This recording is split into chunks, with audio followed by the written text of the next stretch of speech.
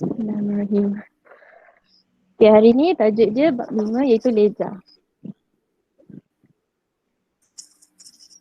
Okay, first ayat yang pertama, leja ni yang apa yang akak belajar sebelum ni, leja ni digunakan untuk merekod semua urus niaga perniagaan lepas adik-adik dah buat jurnal kan. Lepas jurnal tu kita akan ambil butiran daripada jurnal, kita akan transfer ke leja. Okay. Leja ni dia menggunakan sistem catatan bergu yang adik-adik semua dah belajar daripada awal lagi, iaitu debit dengan kredit. Untuk leja ni debit dengan kredit ni dua-dua mesti ada. Mesti ada salah satu, tak boleh tertinggal salah satu pun. Kalau tertinggal, nanti akaun tu akan jadi macam pelik sedikit lah untuk kita selesaikan masalah yang akan datang. Okay. Ni bentuk, akan cakap ada sangat ke? Okey je. Okey je. Okay. Okay je kan? Okay. je. Okay. Ini bentuk leja yang kita belajar sekarang, iaitu bentuk T. Dalam bentuk leja ni, dalam leja ni ada belah kiri iaitu debit, belah kanan kredit. Okay, dalam leja kita ada nama, setiap leja akan ada nama akaun dia sendiri. Okay, contohnya kalau ada akaun belum terima, jadi dekat atas ni nama akaun ni, mana pula? Nama akaun ni kita akan buat akaun belum terima. Ataupun kalau aset, contoh kenderaan, kita buat nama dia akaun kenderaan. Contoh. Okay, dalam leja ni kita ada tarikh bila, tarikh yang sama seperti jurnal, butir selain yang dapat contoh, contoh kita beli aset menggunakan tunai. Okay, jadi nama akaun dia contoh kita buat kenderaan, aset tu kenderaan. Jadi butir dia kita masukkan dia tunai pula. Dia mesti berlainan, jangan masukkan dua-dua tu sama. Okay. Lepas tu, contoh cara kita nak masukkan tu kan. Contoh yang tadi tu debit kenderaan, kredit tunai kan. Okay. Kita dah debit kenderaan. Jadi bila kita nak masukkan tunai, kita mesti masukkan belah debit kenderaan. Kita tak boleh masukkan ke belah kredit. Sebab apa nanti kan bila kita baca balik sistem cetak beregu ni, nanti jadi dia macam sistem dia sama. Maksudnya macam debit kenderaan, debit tunai juga. Dia mesti masuk akaun pertama punya sistem catatan beregu. Faham tak? Faham tak? Aku cuba sampaikan. Okay. Okay, next. Seterusnya kita ada belajar dua jenis leja, iaitu leja am dan leja khas. Leja am ni ialah semua akaun leja, semua akaun kecuali akaun belum terima dan akaun belum bayar. Sebab akaun belum terima dan akaun belum bayar ni termasuk bawah leja khas. Maaf. Apa? Okay, sorry, maaf tadi lupa nak besarkan. Leja ni kita ada dua jenis, iaitu leja am dan leja khas. Yang pertama ni, leja am ni semua jenis akaun kecuali akaun belum terima dan akaun belum bayar. Okay, contoh-contoh leja am ni macam hasil, belanja, aset, liability, modal dan ambilan. Semua akaun kecuali akaun belum terima dan akaun belum bayar. Sebab akaun belum terima dan akaun belum bayar tu di bawah leja khas. Okay. Semua tahu kan macam mana nak record akaun belum terima dengan akaun belum bayar? Tahu kan? Tahu. Oh, okay.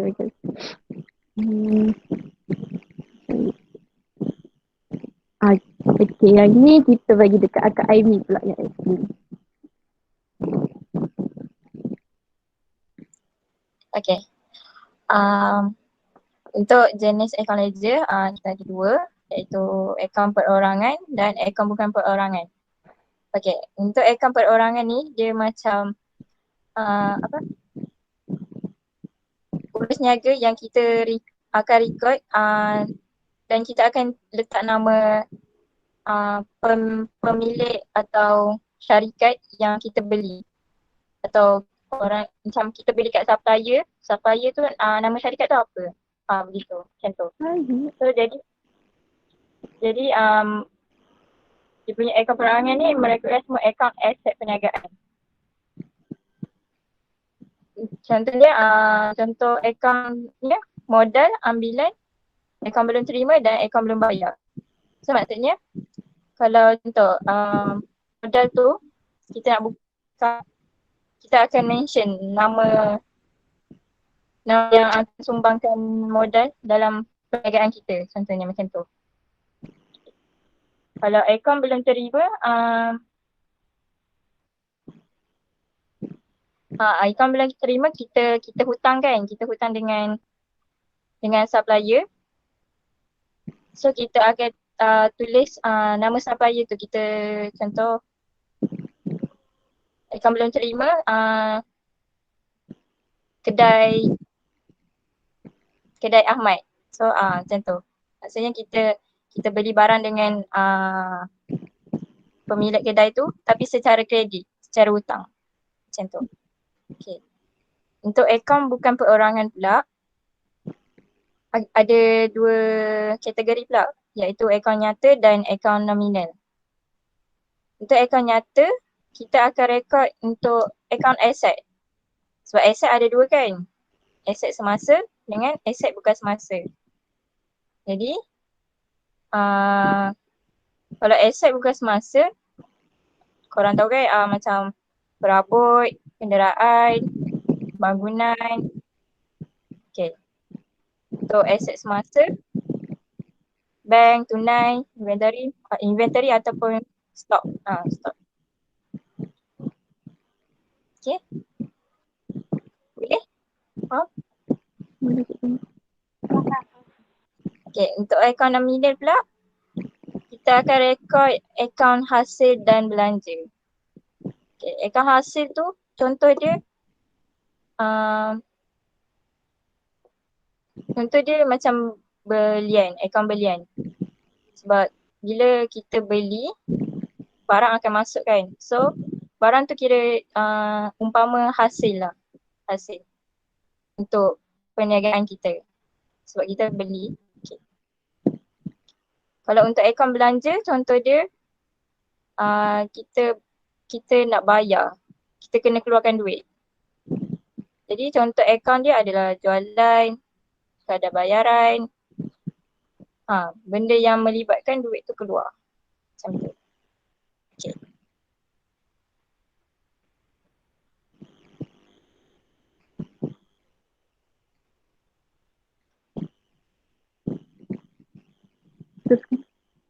Okay, tadi ada apa-apa soalan untuk ledger? Faham ke setakat ni? Kalau ada apa nak tanya je. InsyaAllah kita akan berjawab.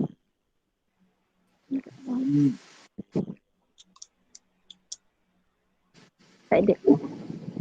Boleh tak ulang balik yang waktu akaun nyata dengan nominal tu? Yang satu dia pakai duit lagi? Yang mana macam mana? Kau nyata?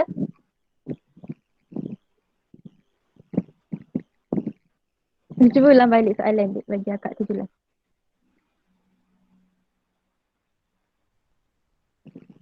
Siapa yang tanya tadi? Hakim ulang balik soalan. Kak dia suruh ulang balik akaun nyata dengan nominal tu. Oh, terangkan balik. Okay. Okay, untuk akaun nyata, kita record untuk akaun aset saja. So aset, kita ada dua kan? Aset semasa dengan aset bukan semasa. Jadi, korang kena tahu perbezaan aset semasa dan aset bukan semasa. Kalau aset semasa, dia bukan untuk jangka panjang. Maksudnya kita macam bank, tunai dengan inventory. Betul ke? Betul lah. Jadi macam kita beli sesuatu, kita akan bayar cash. So benda tu transaksi yang sekejap. Kita bayar terus macam tu. Kalau akaun bukan semasa, macam perabot, kenderaan, bangunan, benda tu kalau kita beli, kita akan bayar ambil masa yang lama. Macam tu. So kita akan record, kalau akaun perabot, kita ni lah buka akaun perabot. Lepas tu kena tengok kalau dalam soalan dia kata secara tunai ke, secara bank ke, kena tengok balik. Macam tu. Kalau akaun nominal pula, kita record akaun hasil dan belanja. Akaun hasil tu, contoh dia akaun belian, akaun sewa diterima, akaun pulangan jualan. Okay, contoh lah. Kalau akaun hasil, untuk pulangan jualan, kalau pulangan jualan kan jualan akan masuk balik kan sebab supplier pulangkan kat kita balik. Jadi barang tu akan masuk dalam perniagaan kita. So jadi benda yang dipulang tu macam hasil daripada perniagaan kita masuk balik dalam perniagaan. Tu. Kalau akaun belanja pula, contoh dia jualan, kadar bayaran dan pulangan belian. Okay. Kalau jualan ni masa kita nak jual lah. Barang tu keluar. Kan? Barang tu keluar. Lepas tu macam kalau pulangan belian, kita beli kan tapi kita nak pulangkan balik dekat supplier. So benda tu, barang tu keluar. Macam tu. Faham? Faham? Thank you. Alright.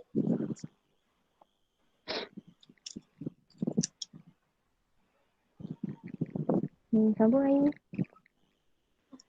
Okay. Untuk seterusnya sistem catatan beregu.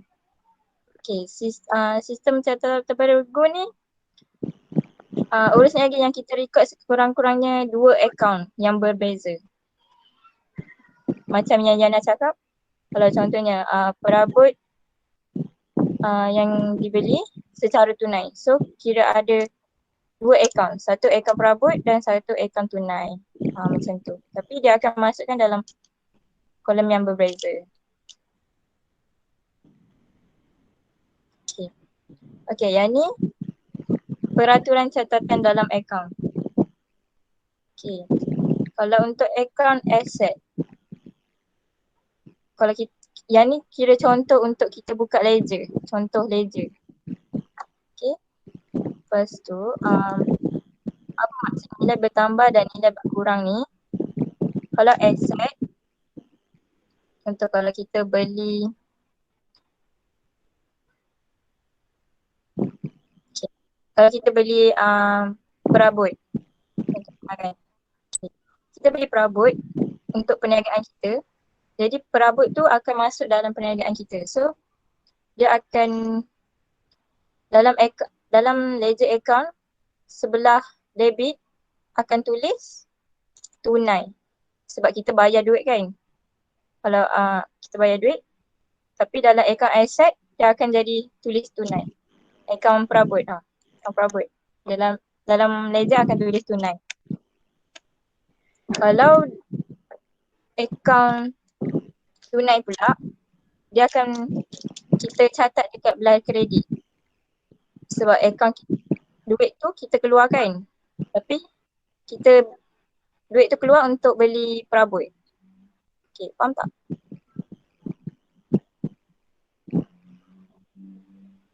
So ni yang basic untuk buat ledger keluar masuk. Okay. Okay, kalau yang untuk akaun yang belah debit yang nilai berkurang. Okay, nilai berkurang maksudnya untuk pulangan belian. Betul kan? Pulangan belian. Sebab benda yang kita beli, kita keluarkan dia dari perniagaan. Jadi untuk dalam kita record Contoh akaun perabot tu kita keluarkan. Jadi untuk belah kredit kita tulis tunai. Berapa amount dia kita keluarkan. So sama juga dengan akaun tunai. Dia akan tulis pula dekat belah debit. Sebab duit akan masuk. Sebab benda kita dah pulang, kan kita akan dapat return juga duit. Macam tu. Sama juga. Okay. Yang kedua, akaun belanja. Akaun belanja sama juga dengan akaun aset. Nilai belah debit akan bertambah, belah kredit akan berkurang. Okay. Untuk yang ketiga, akaun liability. Akaun liability, nilai belah debit dia berkurang. Tapi belah kredit dia bertambah. Sebab apa?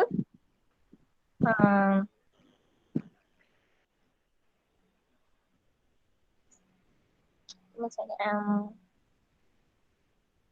Jana boleh explain tak? Yang mana? Account liability ni?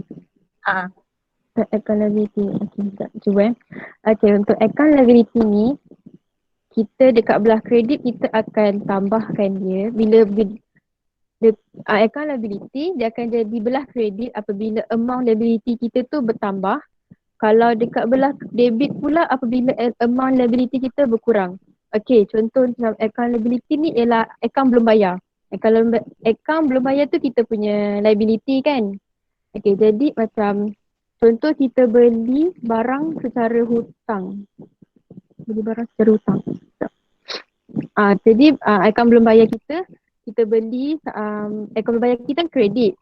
Jadi sebab tu jadi kita punya hutang tu bertambah. Macam tu kita punya hutang tu bertambah. Sebab tu kita akan masukkan belah kredit. Lagipun kita punya sistem catatan bergu kan kredit ABB ataupun kredit account belum bayar. Jadi dia terus dia masuk dekat ledger ni. Mana aku dekat ledger ni akan masuk amount yang kita contoh kenderaan lah kan. Kenderaan. Jadi kita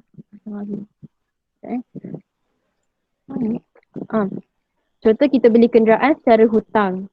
Okay. Kita debit kenderaan, kredit account belum bayar sebab kita beli hutang kan, kita belum bayar apa-apa dekat orang tu. Jadi dekat belah credit liability kita akan tulis kenderaan sebab hutang kita bertambah. Dekat syarikat kita tu hutang kita bertambah. Sebab tu dekat belah dekat belah kredit nilai bertambah. Kalau dekat belah debit pula apabila nilai hutang kita berkurang. Contohnya kita dah bayar hutang orang tu, kita beli kenderaan tadi kan. Lepas tu kita nak bayar. Contohnya kita bayar hutang orang tu secara tunai. Jadi kita debitkan akaun belum bayar kan, kredit tunai. Jadi yang belah debit ni kita masukkan information tunai. Akaun still sama. Liability punya akaun. Hutang tu, orang yang kita hutang, syarikat yang kita berhutang.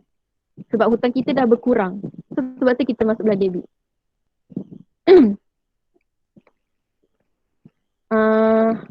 Akaun equity pemilik contohnya modal. Modal dia lebih kurang sama je macam liability. Kalau modal kita bertambah, contoh kita masukkan modal tu dalam syarikat, jadi modal perniagaan kita tu bertambah. Apabila bertambah kita masuk belah kredit. Kalau equity pemilik kita tu berkurang, jadi kita akan masukkan dia belah debit. Sama juga macam akaun hasil. Contoh kalau hasil kita bertambah, kita kena rekodkan akaun hasil kita tu apa. Contoh akaun hasil kita sewa diterima. Jadi kita buka akaun hasil, akaun sewa diterima, kita tengok kita dapat bayaran hasil tu menggunakan apa. Contohnya tunai ke, bank ke. Kalau tunai kita masukkan dekat ledger tu tunai. Kalau bank kita guna bank. Macam itulah sebab hasil kita bertambah. Jadi kita letak dia sebab dekat belah kredit. Contoh kalau berkurang, kita akan catat dia dekat belah debit. Macam tu. Faham tak? Sekarang ni faham tak?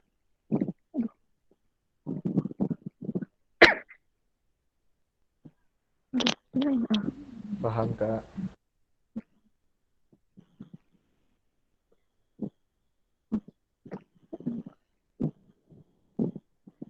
Aini boleh terangkan ini. Satu-satu lah. Terangkanlah dulu untuk account set. Okay, jap. Alright, okay, baki akhir account di ledger. Maksudnya,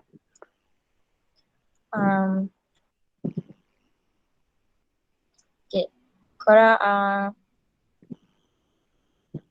nanti mesti korang akan perasan dalam ledger kita akan ada baki bawah-bawah dan baki bawah-bawah, baki Atas bawah. Bawah-bawah, bawah ke bawah. baki bawah dengan baki atas bawah. Okay, sini. Okay, kalau account asset, Baki hantar baki bawah. Kita orang confuse Aini dengan baki kucing. hantar bawah. atas bawah. Bawah-bawah dengan hantar bawah. Hantar bawah. Hantar bawah. Bawah. Kita confuse dengan bahasa Inggeris. Okay, sorry sebab kita orang keliru. Okay, okay, baki akhir account untuk asset akan di sebelah debit. Sebabnya baki bawah-bawah tu yang akan di sebelah debit. Baki hantar bawah akan sebelah kredit. Okay. Kalau macam sebelah debit yang lebih, kalau dalam aset sebelah debit lebih, maksudnya mungkin ada yang salah tulis amount atau salah masuk account dalam account asset. Jadi kena check betul-betul supaya baki untuk asset tu, baki bawah-bawah akan sebelah debit. Kalau untuk account liability, baki akhir dia akan belah kredit. Baki bawah-bawah akan belah kredit. So maksudnya baki hantar bawah akan sebelah debit. Kemudian untuk account equity pemilik, iaitu seperti macam modal, baki akhir akan sebelah kredit. Dia sama dengan account liability dan baki hantar bawah akan sebelah debit.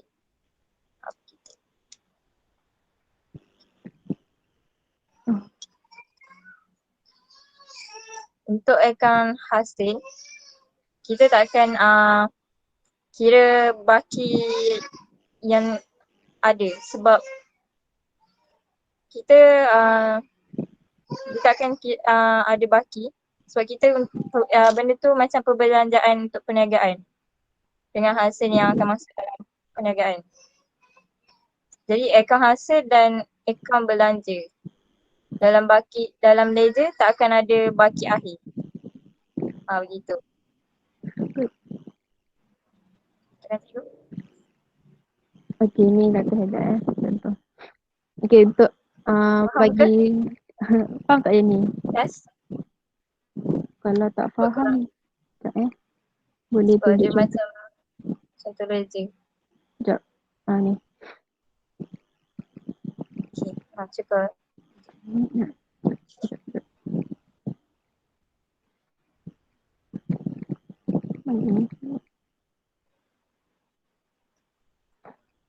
Tak boleh lah.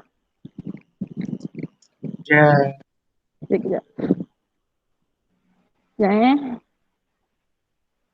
ada problem lah.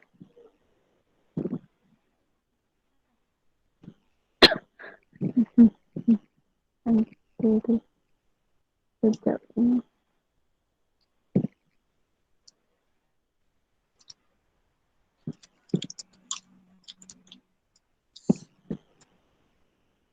Okay, contohnya kejap cikgu. Aduh. Kenapa? Sekejap. Sekejap tau, nanti present balik. Ada masalah tu. Okay. Kenapa tak tu?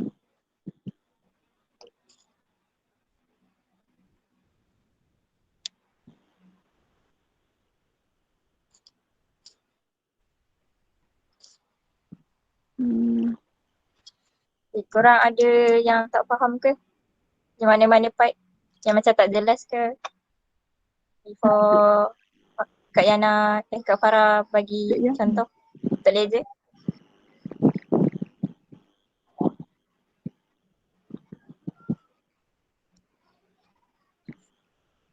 Tak tu. Jadi waktu bahagian baki tadi ada satu bawah-bawah, lagi bawah atas kan? Baki bawah-bawah dengan baki hantar bawah. Nak tanya. Jadi Okay. bahagian bawah-bawah tadi semua beza-beza. Saya cakap kredit, saya dekat debit. Yang atas juga, Ya. yang atas Okay, nak bagi contoh. Okay. Sebab nanti Kak Farah tunjuk yang tu. Untuk bagi nampak clear. Baki bawah-bawah. Beza baki bawah-bawah dengan baki hantar bawah.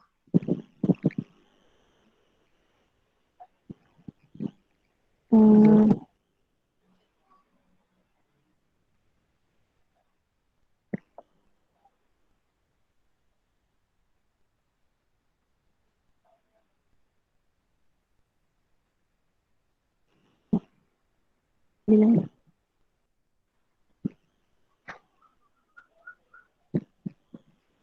Okay.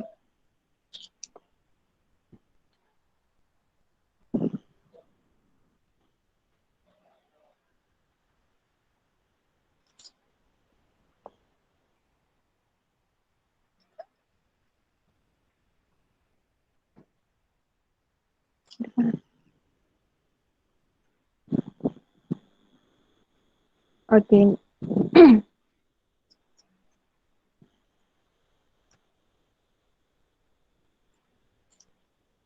Nampak tak akak present?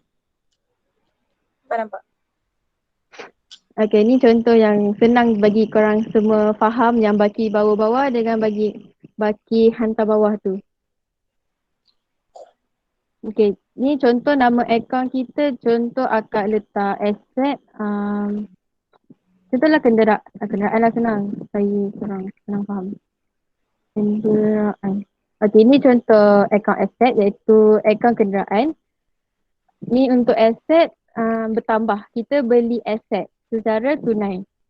Jadi debit, tak apalah, debit kenderaan, kredit tunai kan sebab tunai kita keluar, kenderaan kita bertambah.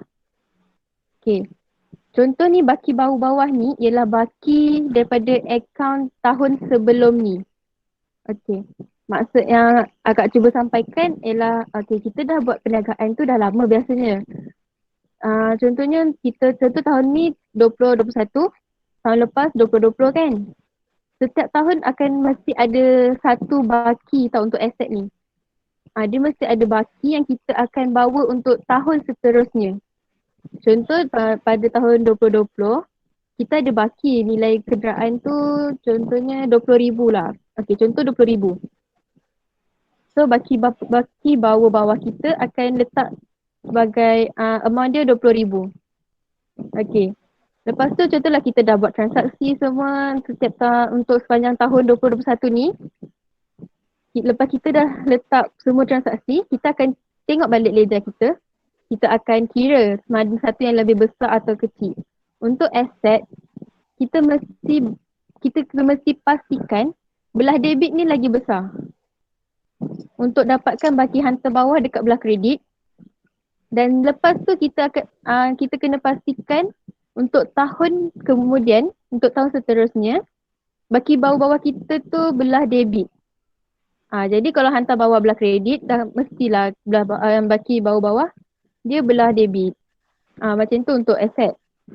Kalau untuk liability pula, untuk liability, baki bawah-bawah kita mesti belah kredit.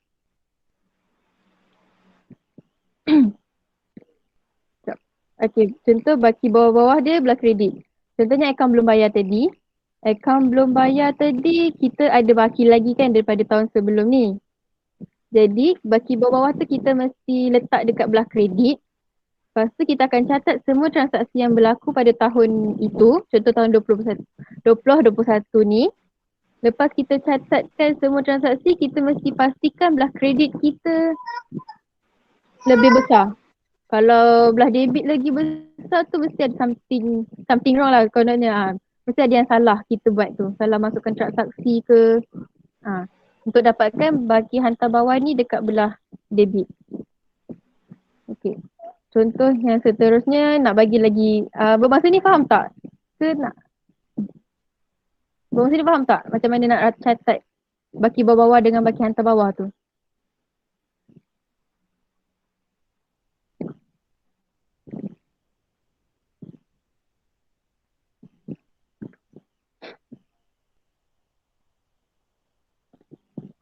Faham tak? Cuba. Yang atas tu baki daripada tahun lepas ni kan? Yang atas ni baki daripada tahun sebelum ni. Contoh tahun lepas. Baki tahun lepas. Oh, jadi kalau yang lama dengan yang sekarang boleh banding lah. Maksudnya macam mana? Yang lama dengan sekarang.